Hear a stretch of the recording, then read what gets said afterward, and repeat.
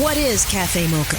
Cafe Mocha is experts, celebrities. What's up? This is Belle Biv DeVoe. Yours truly, Idris Elba. This is Fantasia. This is In Vogue. This is India Re. So much more. All from a woman's perspective. What flavor are you, baby? This is Cafe Mocha. Songstress Mesa is our guest. Plus, for all the successful single ladies wondering why their money, their jobs, their ambition, and drive hasn't landed them a man yet, our guest says it's not him. It's you.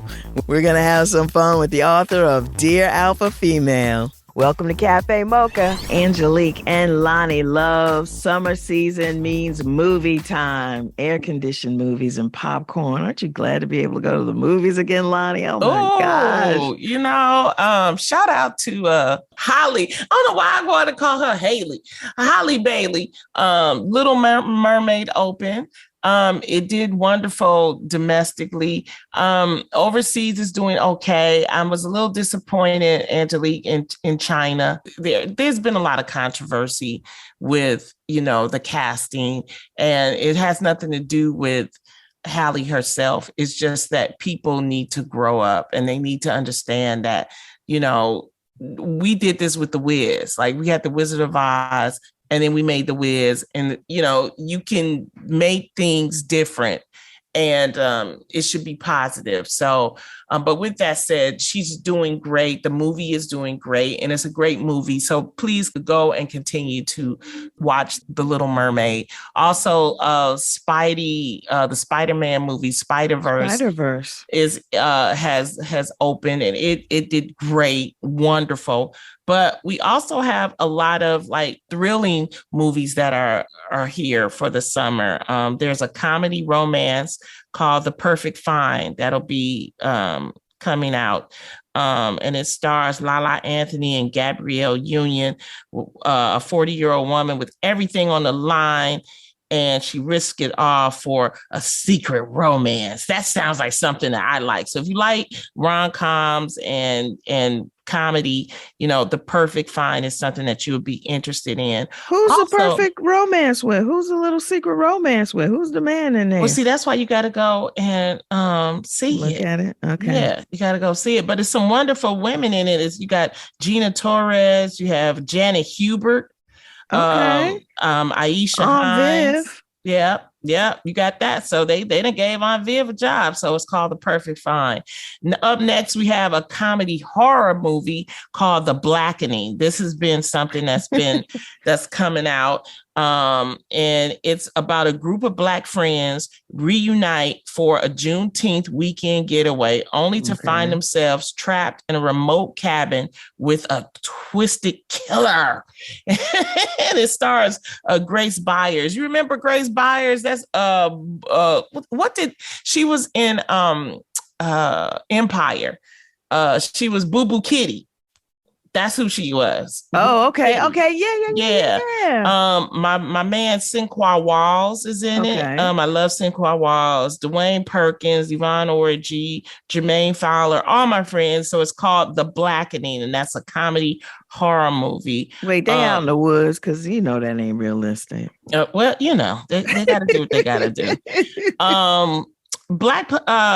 There's another movie coming out called Surrounded. It's a drama Western starring Letitia Wright. That's the Black Panther girl. Yeah, Letitia Wright and Michael Kenneth Williams. After her stagecoach is ambushed, a woman is tasked with holding a dangerous outlaw captive and must survive the day when the bandits' gangs try to free him. So that is a Western. It's a Western. Hey, we doing them all. We doing it all. That. These are Black summer movies. We have They Clone Tyrone coming out in July. J. Alphonse Nicholson, that he plays in P Valley. Okay. As Murder. And Jamie Foxx is in it. Jason Lauder, John Boyega from Star Wars. And They Clone Tyrone is a movie about a trio that investigates a series of eerie events, alerting them to a nefarious conspiracy lurking directly beneath their hood. So that is it's a comedy, mystery, science fiction.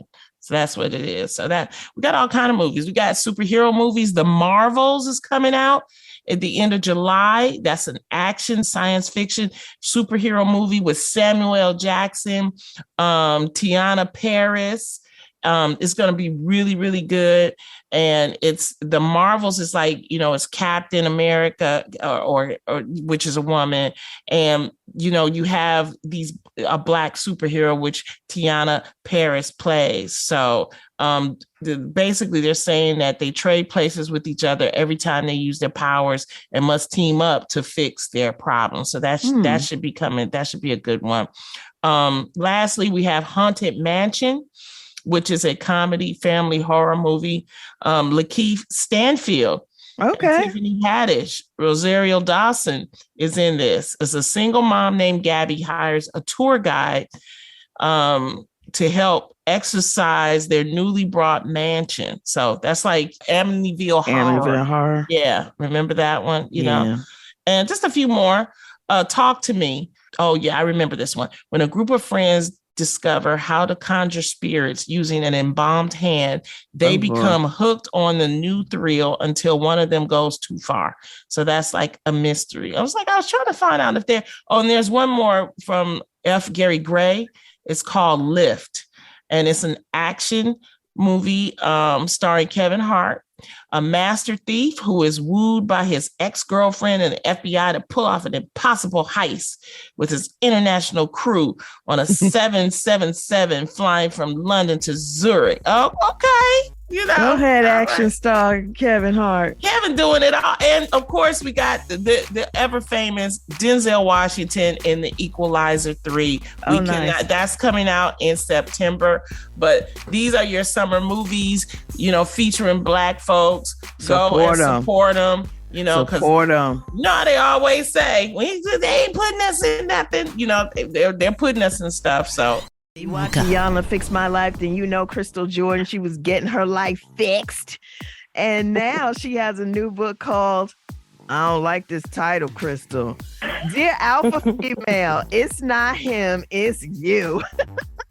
Welcome to the show, former reformed Alpha Female. Thank you. Well, you know what? I'm not reformed. And I think the first thing, the title definitely throws some women off.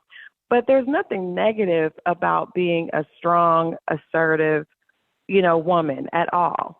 I think that what I've learned is that we have to take those strong qualities and also understand that they may not work the same in every situation. But I definitely want to make sure we start this off by, clearing up. This is not saying that being a strong woman, being a leader as a female is anything bad. There's nothing negative about it. It's just the way that we often approach dating and relationships that makes things, not necessarily go in our favor, but there's nothing wrong with the characteristics. I mean, we can't help being what we are. I mean, Black women are leaders. We take care of stuff. That's our job. Whether it was, 100 years ago, taking care of other people's stuff, or whether it's now taking care of our stuff, we're going to take care of stuff, whether the men show up or not. So what do you mean it's not him, it's us? I know what you mean, Crystal. I want to know. I want to know what apparently is wrong with Go on, me. explain it, Crystal, to her real quick. Let me go ahead and explain. Well, first of all, I asked women in this book, like, what created your alpha? Like you just referenced, we are this way because of situations and circumstances. So for me, I grew up in a single parent family. My mother, like many mothers, said to me, you got to make sure that you're okay. Don't ever rely on anybody else. And I saw her struggle with myself and my little brother. So automatically, I felt very untrusting of other people, especially men, because I'd never seen a man stand up and actually, provide. My grandmother was the same way. She was like, men are an option. They're not a necessity. And that's not a negative thing. But what happened is it created a fear of being taken advantage of. And when a lot of us get afraid, we decide to change our lives so that we're able to control them.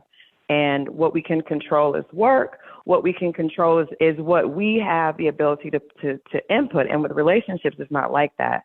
So when you're working and you're applying what you've learned, you're driven by fear often to not be like what you've been told is bad. Don't let a man take advantage of you. Don't let someone, get you off your game. And so we're operating like that. But that in turn is building walls.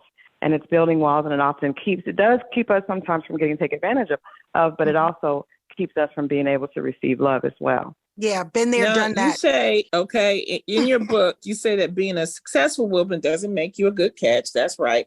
Right. But how being successful makes a guy a good catch, but not a good woman? Is it just psychology of our society? I think so. And I think women and men just naturally have different needs. I think that you can take a woman that that works at Walmart and is a cashier, and a man will be able to see beauty in her, will be able to see, potential. Women aren't always necessarily like that. So I think when a woman shows up, specifically when a woman shows up and she's listing all her accomplishments, all her degrees, how much money she makes, how much property she has, that's not necessarily an attractive thing to men. And I hear a lot of women, especially now, talking about, I have this.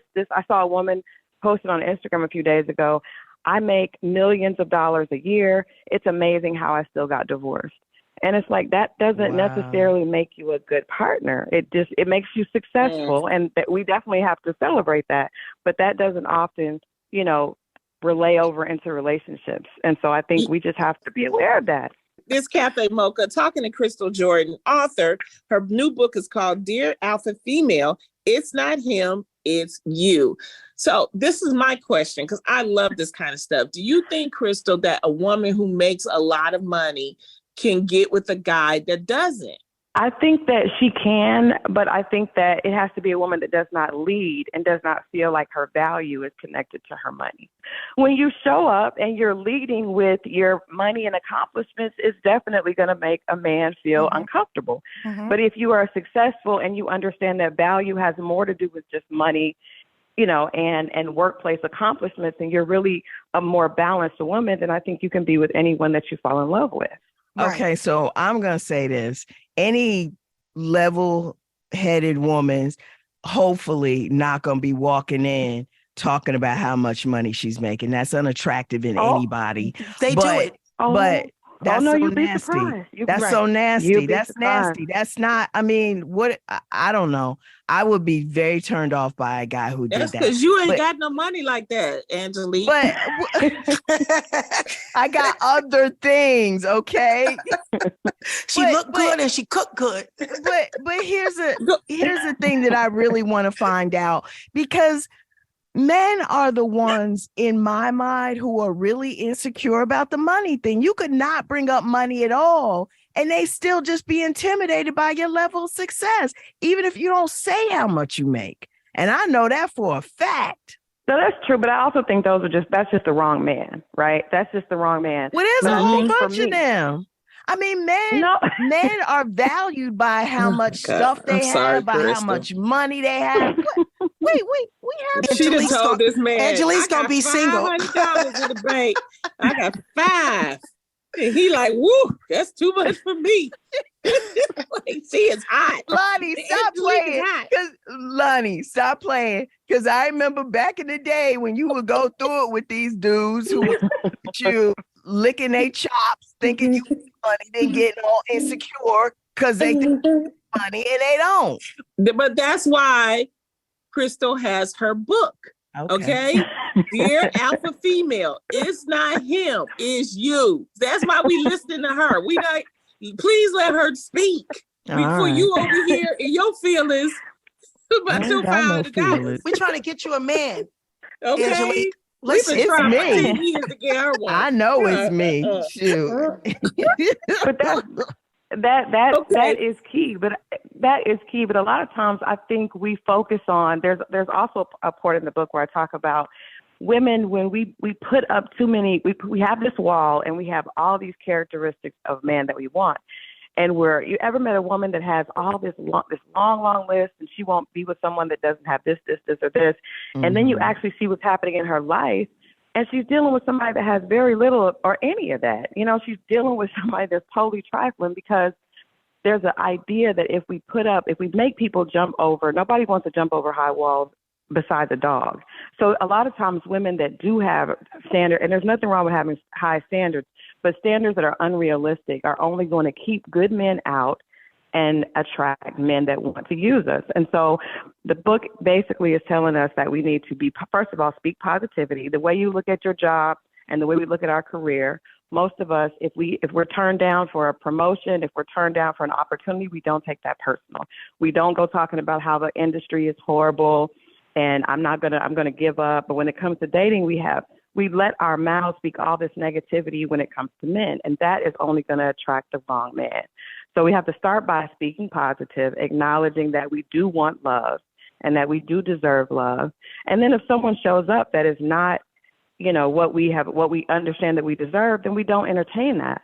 And you keep moving, and it allows you to be in a positive space. Anytime we're sitting around with our girlfriends talking about how much pee there is in the dating pool and how men, then we're going to continue to attract that. So I think we have to change our mindset and then realize that if we want a quality man, we have to show up in our femininity. And yes, it's great that we are, you know, career women and ambitious and driven, but we don't necessarily need to lead with that on dates. You know what I like when you say make a conscious decision to prioritize dating. I think, you know, when we are busy, when we're trying to, if you have kids or, you know, you have a steady job, it's hard to say, I'm going to make time for myself to date. I like that. Talk about prioritizing dating. Well, I'll be honest with you all. This book came from me constantly getting it wrong, and then having an opportunity to go sit with Iyanla, and then going back to therapy.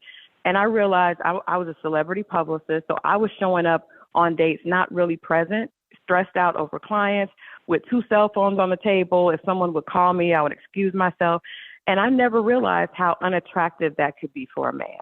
My mind was always on work. Work was my priority. Dating was definitely not a priority because I felt like, well, at the end of the day, this is how I earn my living. This is how I take care of my children.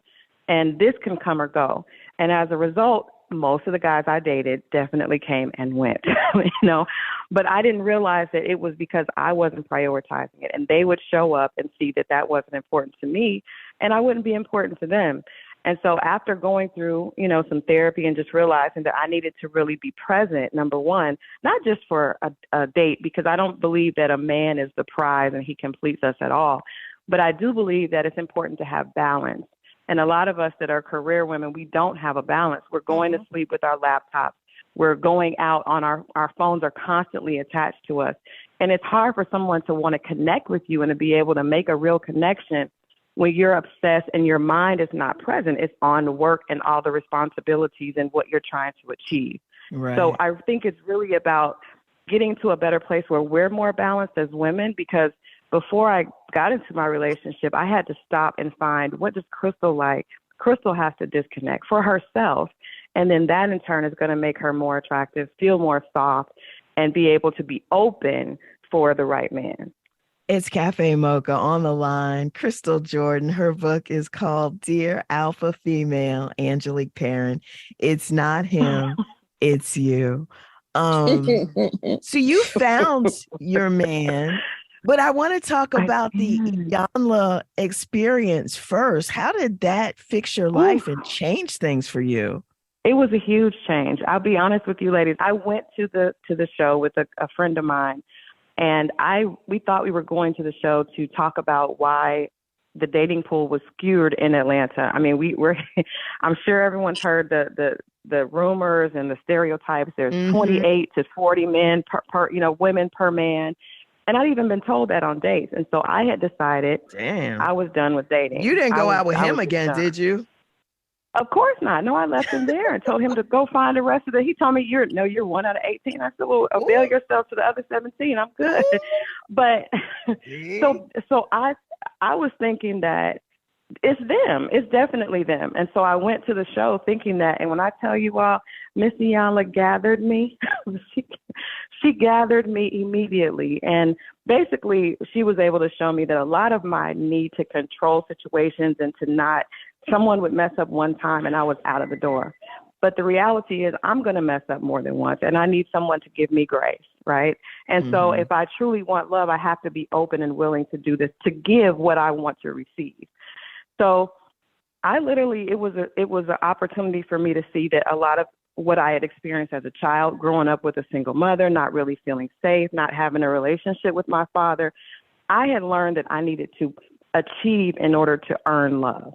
So I was like the straight A student, constantly the overachiever, because I wanted to make my mother proud. That was how I wanted I wanted her to love me, and I wanted her to see that I was making her life easier. So it was, some of that was great because I, went to college and achieved a lot of things, but I had learned an unhealthy pattern of trying to earn love. So when I would meet a guy, I thought that me showing up, as a single mom that was taking care of her kids, had her own place, doing, achieving things in my career was a plus. And I never really was first of all, I wasn't loving myself unconditionally. That's the biggest issue. And so, of course, it was hard for me to meet someone else that would see me that way if I didn't see myself that way. So again, it all comes back to ourselves and how we're treating ourselves. And a lot of us Black women, we feel like we have to achieve. That's what we do. Our mothers teach us, they're hard on us, and we become great achievers.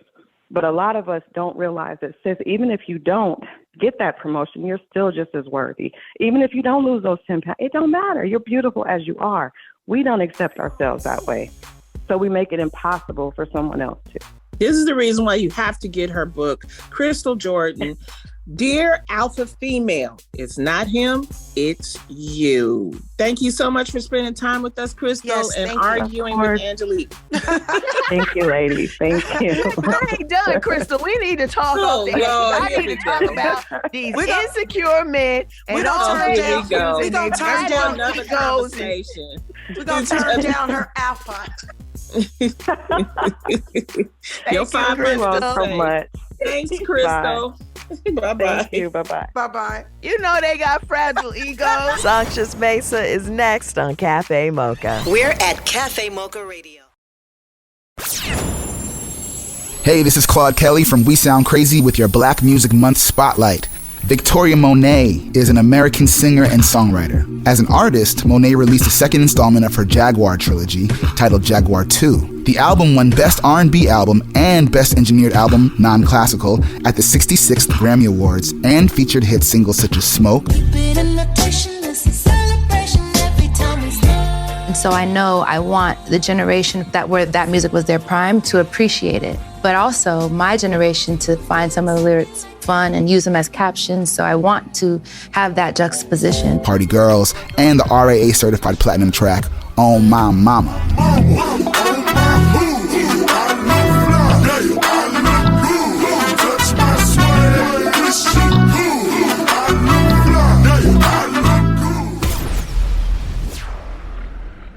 Hey, it's Angelique here. Walt Disney World Resort is bringing you the culture with music, art, and food. Imagine savoring Princess and the Frog's decadent bread pudding and berry beignets at Disney's Port Orleans Resort. Take in Disney's Animal Kingdom Park's Circle of Life Festival, celebrating the Lion King and more. Walt Disney World Resort is a place where you can come and celebrate with your family, and you can do it soulfully. Bring yourself to Walt Disney World Resort and celebrate the culture.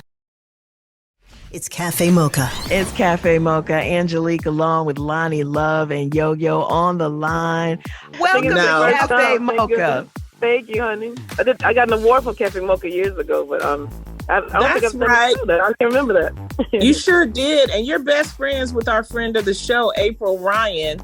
Right. You guys went to Morgan State together. So welcome back to the show. You have a new album called Music for Your Soul. Tell us about this new album. What can we expect? Wow. This album is a labor of love in my life. I finally decided to run my own record company and put all my music out on my own label. This is my 14th solo album, and it's a 19-song long-playing record like the old days. Ooh, double album. Double album. Uh-oh. Yeah. Yep. And a lot of my colleagues were saying not to put out, they told me not to do that, just put out EPs, but I'm not into EPs. I want something that's long lasting. You can clean your house, you can drive long distances, you can just zone out for a long time. You know, it's only an hour and a half, but it's full of really great songs, and it's my love letter to everybody. Oh, wow. Out here an hour and a half, you don't get to the freeway out here sitting in traffic. Where you from, Mesa? I'm from Baltimore. Okay, right. That's where you know April from, right? You guys are right, absolutely. I want to know, because explain to the listeners the importance of having your own record label versus being signed to another, like to a Atlantic Records or something like that. Well, owning the record label means that all the money goes in my account, period. That's what it really means. That it's basically that to have the ownership of all of my music. That means that, so for instance, if my music goes to if somebody wants to sync it for a movie, you know, I get the rights to, I have the right to, you know, to put in the movie or not, or how much I can charge, all these different things. So it's like, instead of getting something trickled down to me, like a little bit of a royalty from, you know, them owning my music, I own it all. And so I get all the royalties and all the perks of ownership. So you have to, but you cover the cost of like the initial, the studio, recording. Okay. Oh yeah, I cover everything. So I have to pay everything. So the investment in myself, which I was doing anyway, I was doing a lot of investing in myself, but I didn't think that the needle was moving in my career too much. And I just wanted to, I figured if they weren't going to, you know, do anything like any publicity or marketing or anything, I might as well own the music. Why would I just let them do that and not own it too? So I thought I'd try to do the best I can on my own and get it as far as I can. But, you know, we'll see. I'm excited about it. I think that I've worked out in the last 32 years of being in the industry that I've developed a pretty good reputation. And I think the people who have been listening to my music will support this record. This is your first album solo with your own label. With my own label, yeah. I've done 13 albums with as an independent artist with other labels, but this is my first one on my own label. My first full album, I should say. Did you find it difficult to reach out and get the support that you needed from the relationships with building your first label? There's some that have been a little difficult. There's some that, you know, a lot of people, I don't know. I think they already want you to be at a certain level before they want to help you. You know what I'm saying? I've noticed that in people. I've noticed that people have always, you know, I don't know. I think it's a lot has to do with money, to be honest with you. Whatever I can put up, you either put up or shut up in this business, really. So, you know, that's a big deal. But even with relationships with people I've had, it seems to be a little bit difficult to get things going in that area too. But I want to keep going. And my mother told me when I was a little girl, she said, Mesa, keep going till you get where you want to go. And I've been living that my whole life. So I'm going to keep pushing. You know, you started out, Stevie Wonder, you were singing backup with him. Tell us about that. How did that come to be? Well, I was at Morgan State University my last year, and Stevie would come every year to do a Martin Luther King celebration with the Morgan State University Choir. And one of my best friends, Kim Brewer, was already singing with him. She had gone to California a year prior, and she was already singing in Wonder Love. And she asked him, when I graduate, could I please come out to California with him and sing, you know, in Wonder Love. And so they auditioned me, like, right after that concert we had, and I passed the audition. But I asked Steve, I got just 1 year left. I want to hand my parents my degree, and then I'll come out there and start living what I want to do. And so that's what I did. And a year later, as soon as I graduated, I literally called the day I graduated and said, "Look, I'm ready." So that's why they told me to come on out there, and I sang background on my first professional gig was singing background on These Three Words on the Jungle Fever project. Okay. Oh, yeah, and I sang several other songs on that album. Yeah, oh yeah. And so it's so ironic that the first single that I released from my new album, I released it last year on Valentine's Day, a double single called Make Sure You're Sure, which is from that soundtrack. I remade that, and then I did an R&B song called Just Stay. So, and they're doing very well. All my singles are. Well, did you learn anything in that process with Stevie recording with him? Oh yeah, because I was a nervous wreck. You know, you come out to California and you know you don't know anyone except I knew one person out there, and so and being in Wonder Love, you know, there's seasoned veterans, you know, and who's this newbie kind of coming in. So I had to learn how to deal with that and deal with But it was such a great time because we did all this. We would tour with Spike Lee to do all the TV shows to promote the music and the movie. So I had the best time with that. And that was short lived. It was only about 6-7 months. And then Stevie went on a big Brazilian tour where he took all the older singers. And so I had to get a job. I had to get several jobs to survive out in L.A. And that's how I met a producer named Stephen Harvey, who's a drummer from Scotland. And he happened to be best friends with Bluey, the lead producer and writer for Incognito. And so he called me one day and said, Mesa, I got a gig for you. It's in England, though. Would you like to try it out for it? And I'm like, yeah, absolutely. I just didn't want to go back home. I felt like I was, had failed if I had gone back home. So Bluey called me one day. I got off work early, and Bluey called me one day, and he said, we talked about music and everything, and I sang a little bit to him on the phone. And the next day, his manager said, I don't know what you sang to Bluey, but you got the gig. We're going to fly you to England. So 2 weeks later, they flew me to London, and I stayed up there for 4.5 years, and I recorded Tribes, Vibes, and Scribes, and the album Positivity that has Deep Waters on it. Mm-hmm. That really started my whole career.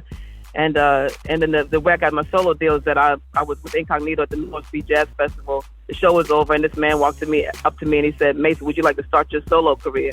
His name is Carl Griffin from GRP Records. So that's how I got my first solo record deal. The Espresso is brought to you by Bounty, the quicker picker-upper. Here's your dose of espresso. Strong, hot news now. This is the Espresso. You know how at the end of every year, President Obama releases his list of favorite books, shows, and music? Well, some people don't think it's a legit list. People seem to think, well, he must have had some 20-year-old intern who was figuring out, this latest cut. No, man, it's on my iPad right now. Sam Jackson's Marvel character Nick Fury got his own spin-off. I've always wanted to be a human Nick Fury. I always thought I was. I mean, I realized that there is a perception of Nick as, being sort of a cold fish in ways, but it's kind of great to find him. Secret Invasion is on Disney Plus, and Tiffany Haddish is back in season 2 of the Apple TV series, The After Party. She plays the very unconventional Detective Danner. She's not restricted by the law. When you're a detective, you're restricted by guidelines and, not restricted. You already know, girl. That's the Espresso.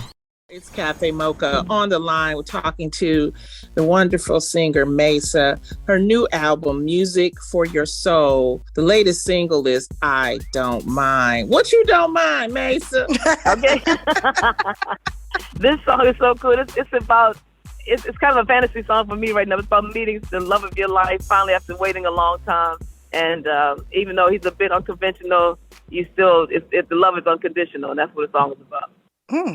Now, do you write your own songs? I do. I wrote a little bit of this one, but mostly Bluey from Incognito wrote it, and my music director wrote this one. But I've written a lot of my songs over my career. I mean, a lot. My discography is extensive of this last 32 years. And a lot of people tease me with saying, who would you do a Verzuz with? And I'm like, my catalog is so crazy, and I might not be out there like a lot of other artists, but still got the catalog, big catalog. 32 years, how have you kept yourself out here in this industry? Just by working hard. I haven't had to do anything else. I keep trying to tell these young kids, you don't have to do anything. You don't have to compromise your morals not one day. You don't have to do anything but work hard, be professional, be yourself, hone your craft, get some good somebody to back you up, a good attorney, and enroll and do social media, because social media is just like, it's just a big thing right now. So, do as much social media as you can, and that's the way that's where I've survived all this time. It's just by working hard. Yeah, but they want to be overnight celebrities. They want to. Right. They ain't trying to work hard and learn their craft. Get out of here. What's wrong with you? Right. I understand that. But that's the way you get the longevity. I prayed for longevity when I was a 12-year-old kid on my parents' basement floor with headphones, listening to albums. Like, God, how am I going? I want to get to the place where my name is in lights. So it's ironic that last night I was at Soundboard at Motor City Casino last night in Detroit, and I see that Lonnie, our pictures are right next to each other on the big board there, big wall. Oh wow, that's backstage, great. Yeah, that's so funny. And then I walk downstairs to get ready to leave to go back to my room, and they have a huge billboard with my face on it, and I literally cried. It's like, wow, this is like, it still blows my mind that people are coming out to pay and paying money for me to sing, and to hear me sing, and buying my records and buying my T-shirts and just coming on my Mace's Kitchen karaoke on Sunday nights, and they and it's just an amazing thing. Well, you are so deserving of it, Mesa. Before we let you go, you have to tell us the story about the birth of your son, Jazz, who is an adult now. But I just want people to know what you go through as a artist. Right. So that drama, I mean, I've had many dramas on the road, but the main one was when I was on tour with Incognito. We had a world tour.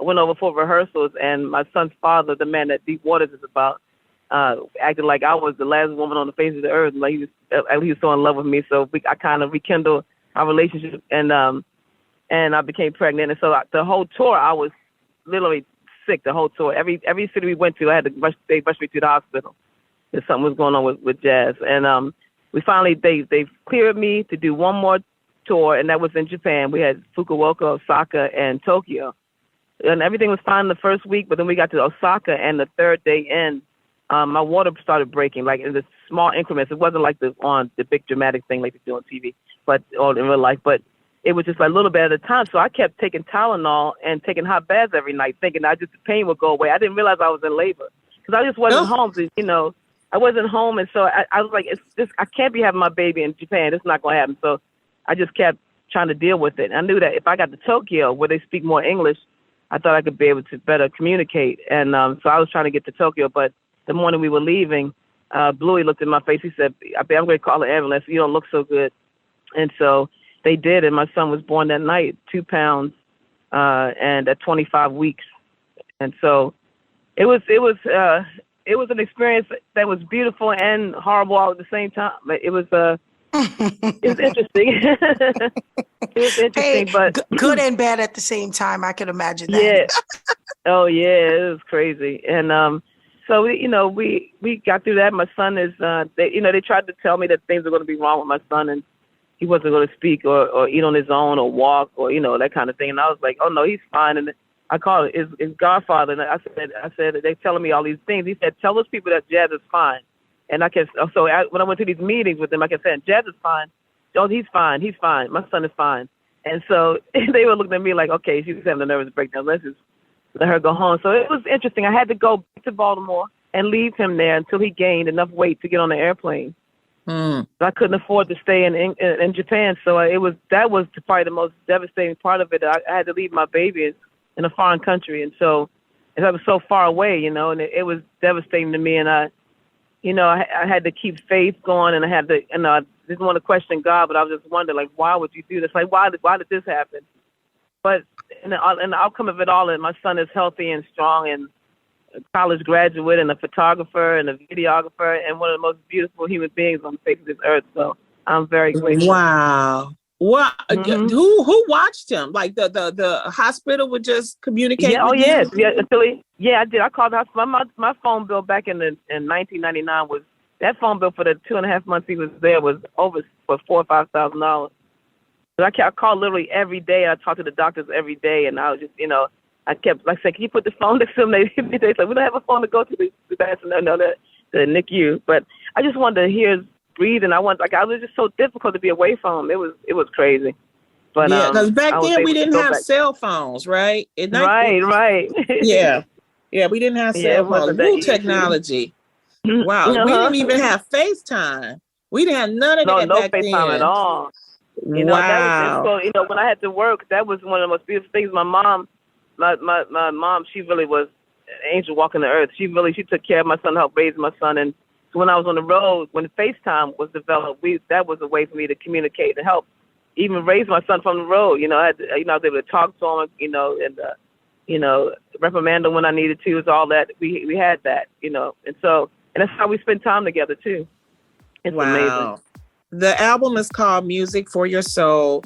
How can we keep in touch with you, Mesa, on your socials? Mesa.com, and then all my socials are linked below. If you scroll down a little bit, all my socials, the page to my Facebook page, my official stuff, all my official stuff is on that page. So Mesa.com will have all my information about the album and pre-sales and all that kind of stuff coming up soon. Thank you for stopping by. No, thank y'all so much for having me. I appreciate this so much. That's the show. If you miss any part of it or you want to catch the whole conversation uninterrupted, just subscribe to the podcast by going to wherever you listen to podcasts. Until next weekend, you can find us on all platforms at Cafe Mocha Radio. Cafe Mocha is a production of Miles Ahead Broadcasting in partnership with Compass Media. Executive producer Sheila Eldridge. For comments, booking, or more information, visit cafemocharadio.com.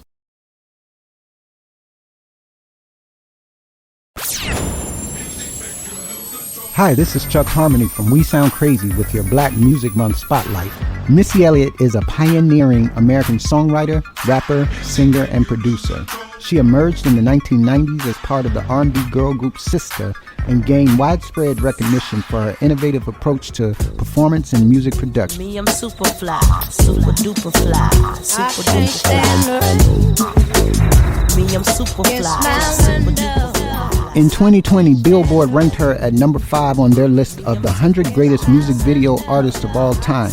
And in 2023, Elliott became the first female rapper inducted into the Rock and Roll Hall of Fame. Being the first to be inducted in the Rock and Roll Hall of Fame means so much to me because I never thought that in a million years, like that's probably the top tier of making it as an artist. Hey, it's Angelique here. Walt Disney World Resort is bringing you the culture with music, art, and food. Imagine savoring Princess and the Frog's decadent bread pudding and berry beignets at Disney's Port Orleans Resort. Take in Disney's Animal Kingdom Park's Circle of Life Festival, celebrating the Lion King and more. Walt Disney World Resort is a place where you can come and celebrate with your family, and you can do it soulfully. Bring yourself to Walt Disney World Resort and celebrate the culture.